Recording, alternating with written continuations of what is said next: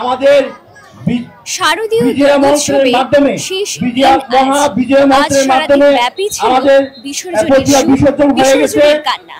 সারাদিন ব্যাপী বিদায়ের ঘণ্টা বেজে চলেছে সারা কক্সবাজারের বিভিন্ন দুর্গা মণ্ডপগুলোতে এবং এই কক্সবাজার সমুদ্র সৈকতে। আমি মুনতাহিনা মাহি আপনাদের সঙ্গে যুক্ত আছি বিসর্জনের একেবারে শেষ মুহূর্ত কক্সবাজার সমুদ্র সৈকত থেকে।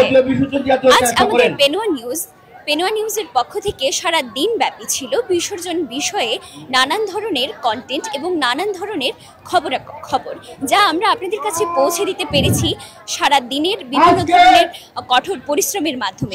আমি এবং আমার সকল সহকর্মীরা বিভিন্ন স্থানে যুক্ত ছিলেন দুর্গোৎসবের বিসর্জনের নানান ধরনের খবর নিয়ে। কক্সবাজারের সনাতন ধর্মাবলম্বীদের বিসর্জনের এই যে বিজয়া দশমী উপলক্ষে দেবী দুর্গার বিসর্জন উপলক্ষে বিভিন্ন ধরনের কর্মকাণ্ড পরিচালিত হয়েছে। এখানে নিরাপত্তা কর্মীদের পক্ষ থেকে ছিল নিরাপত্তা সড়কে এবং কক্সবাজার সমুদ্র সৈকতে এবং বিভিন্ন দুর্গা মণ্ডপগুলো ছাড়াও সকাল থেকে পুষ্পাঞ্জলি অর্পণ সহ নানান ধরনের রীতিনীতি ছিল যা এক একটি সম্পূর্ণ করবার মাধ্যমে সনাতন ধর্মাবলম্বী যারা আছেন তারা এই বিসর্জনের দিনটি উপভোগ করেছেন, উদযাপন করেছেন এবং সব শেষে কান্নার মাধ্যমে অল্প উল্লাসের মাধ্যমে ভাসিয়ে দিয়েছেন দেবী দুর্গাকে, দুর্গা প্রতিমাকে এই ঝড়ো হাওয়ার, এই দুর্যোগ আবহাওয়ার ঝড়ো উত্তাল সাগরের ঢেউয়ের মাধ্যমে। আমি এবং আমার সহকর্মীরা বিভিন্ন স্থানে যুক্ত ছিলেন আজ দুর্গোৎসবে বিজয়া দশমীর বিসর্জনের বিভিন্ন খবরাখবর নিয়ে আমরা এক এক করে আপনাদের সকলের কাছে সেই খবরাখবরগুলো নিয়ে আসবো এবং সকলেই আমরা নিয়োজিত ছিলাম আজ কর্মে। সেই কর্মগুলো কে কি কি করেছেন এবং কি কি ঘটেছে আজকে কক্সবাজারে সেই খবরগুলো আপনাদের সামনে তুলে ধরছি। প্রথমে চলে যাচ্ছি আমার সহকর্মী সরওয়ার সাকিবের কাছে, যিনি যুক্ত ছিলেন নিরাপত্তা বিষয়ক সেক্টরে সড়কে এবং দুর্গা মণ্ডপগুলো থেকে যে প্রতিমা নিয়ে আসা হয়েছে কক্সবাজার সমুদ্র সৈকতে সে বিষয়ে আমরা তার কাছে জানতে চাইব। আজকে সকাল থেকে সবচেয়ে বেশি যে বিষয়টি লক্ষণীয় সেটা হচ্ছে নিরাপত্তা ব্যবস্থা।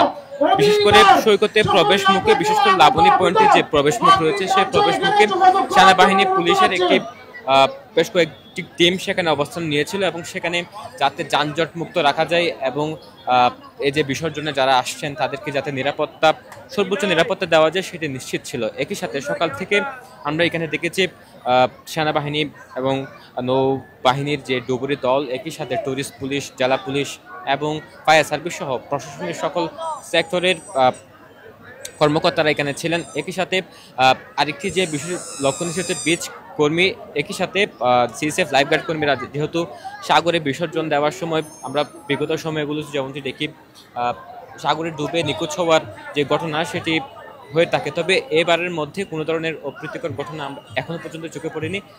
আমরা এই যে যারা সনাতনী ধর্মাবলম্বী মানুষ যারা বিসর্জন দিতে এসেছেন তাদের সাথে কথা বলেছি, তারা সন্তুষ্ট যেহেতু নিরাপত্তার চাদরে পুরো কক্সবাজার শহর এই যে সমুদ্র সৈকত কেন্দ্রিক যে নিরাপত্তা ব্যবস্থা তার পাশাপাশি শহর কেন্দ্রিক সেনাবাহিনীর যে টহল সেটি আমরা লক্ষ্য করেছি। একই সাথে র্যাবও তারা টহল জোরদার রেখেছিল। সব মিলিয়ে কোনো ধরনের অপ্রীতিকর ঘটনা ঘটেনি। আরেকটি বিষয় সেটা হচ্ছে পূজা মণ্ডপ থেকে যখন দুর্গার প্রতিমা কক্সবাজার সমুদ্র সৈকত থেকে নিয়ে আসা হচ্ছিল ও সময় ট্রাফিক ব্যবস্থা কিছুটা ত্রুটি দেখা গিয়েছিল, যেহেতু সড়কে দীর্ঘ লাইন যে ট্রাক কাভার্ড ভ্যানের দীর্ঘ লাইন ছিল সেহেতু অভ্যন্তরীণ সড়কগুলোতে অন্যান্য যে যানবাহনের সেই যানবাহনের বাড়তি চাপ বাড়ার কারণে সেখানে সাধারণ পথচারী যারা রয়েছে তাদের ব্যাগ পেতে হয়েছিল। অন্যথায় খুব সুন্দরভাবে এই শারদীয় দুর্গোৎসবের এবারের আয়োজন সম্পন্ন হয়েছে।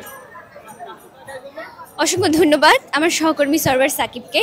আজকের এই দিনটি, এই যে বিসর্জনের দিন, এখানে বিভিন্ন ধরনের নিরাপত্তা কিছু ইস্যু তৈরি হতে পারত, যেটি আসলে কঠোরভাবে দমন করা হয়েছে। নিরাপত্তা কর্মীদের সঠিক অবস্থান ছিল বলে আমরা জানতে পেরেছি সরওয়ার সাকিবের কাছ থেকে। ভোর সকালে বিজয়া দশমীর একেবারে শুরুর যে রীতিনীতি সেখানে উপস্থিত ছিলাম আমি এবং আমার সহকর্মী কাব্য। সেখানে আমরা দেখতে পেয়েছি পুষ্পাঞ্জলি অর্পণের মাধ্যমে তাদের যে শেষ আরতি, দেবী দুর্গার কাছে তাদের যে শেষ বিদায়ের সুর, বিদায়ের ঘণ্টা বেজে যাওয়ার যে শেষ মুহূর্ত, তাদের যে শেষ আকুতি, তাদের বিষাদকে বিদায় দেবার যে শেষ ইচ্ছেটুকু তারা দেবী দুর্গার কাছে অর্পণ করেছেন এবং আসছে বছরের যে সমৃদ্ধি এবং সুখকে তারা বরণ করে নিচ্ছেন সেই দৃশ্যটুকু আমরা সেখানে দেখতে পেয়েছি। বিস্তারিত আমরা জানবো আমার সহকর্মী কাব্যের কাছে। আজ দুর্গোৎসবের শেষ দিন ছিল এবং আজ বিজয়া ছিল। আজ বিজয়ের দিন আমরা মণ্ডপে মণ্ডপে যে যে কঠোর যে নিরাপত্তা খেয়াল করেছি, এটা আসলে মানে খেয়াল করার মতোই। এবং যে মণ্ডপে মণ্ডপে যে কোনো বিচ্ছিন্ন অথবা অনাকাঙ্ক্ষিত ঘটনা এই পর্যন্ত আমাদের চোখে এখনো পড়েনি। আমরা যে অঞ্জলি সকালের যে আসলে যে রীতিনীতি তাদের থাকে, সেই রীতিনীতি তারা খুব পালন করতে পেরেছে বলে আমরা তথ্য পেয়েছি। এবং আমার যে দায়িত্বপ্রাপ্ত, আমি মণ্ডপে মণ্ডপে যে সংবাদ সংগ্রহের জন্য গিয়েছিলাম, সেখানে এই পর্যন্ত নিরাপত্তাজনিত অথবা কোনো সাম্প্রদায়িক অথবা যে কোনো প্রকার অনাকাঙ্ক্ষিত ঘটনা ঘটেনি। এবং এটি ছিল আমার কাছে সর্বশেষ পরিস্থিতি পূজার বিজয়া দশমীর শেষ মুহূর্তে মণ্ডপের অবস্থানে। এটাই ছিল আমার শেষ মুহূর্তে। ধন্যবাদ আপনাকে। ধন্যবাদ আমার সহকর্মী কাব্যকে।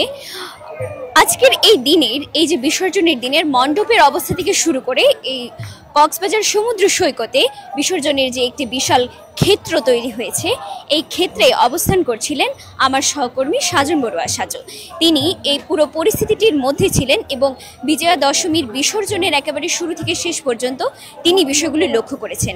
আমরা বিসর্জনের মধ্যে কোনো ধরনের অনাকাঙ্ক্ষিত কিছু ঘটেছে কিনা কিংবা কোনো কিছু তিনি লক্ষ্য করেছেন কিনা আমরা তার কাছে বিস্তারিত জানবো। ধন্যবাদ আপনাকে। এই কক্সবাজারের যে বিসর্জনটা অনুষ্ঠান হয় দুর্গাপূজাকে কেন্দ্র করে, এটা বলা হয় এটা দেশের সর্ববৃহৎ দুর্গা যে বিসর্জন এই অনুষ্ঠানটি। সেক্ষেত্রে প্রতি বছর এখানকার যে আইনশৃঙ্খলা বাহিনীর তৎপরতা অনেকাংশে বেড়ে যায়, কেননা এখানে নানান ধরনের অনাকাঙ্ক্ষিত ঘটনা ঘটার সম্ভাবনা থাকতে পারে।